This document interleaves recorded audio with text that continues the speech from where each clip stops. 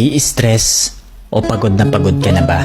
Gusto ko lang ipaalala sa'yo na kahit gaano ka ka-stress ngayon, wag na wag kang sumuko sa mga pangarap mo.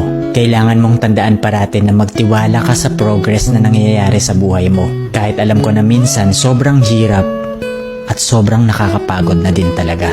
Magtiwala ka sa kakayahan mo. Ang dami mo nang nalagpasan na mga malalaking problema dati. Ngayon ka pa ba susuko? Patuloy ka lang na lumaban. Yung pakiramdam mo ngayon na nahuhuli ka na sa buhay, siguro dahil nakikita mo yung mga kakilala mo o yung mga kaibigan mo pakonti-konti may na-achieve na sila. Parati mong tandaan na lahat tayo ay may kanya-kanyang timeline sa buhay. Hindi ka nahuhuli at hindi ka rin naman nauuna.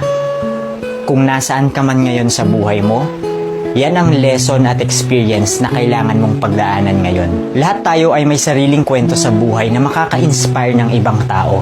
Sarili mong kwento yan. Kaya make sure na sulitin mo ang bawat moment at gawin mong fulfilling ang kwento mo kahit anong mangyari.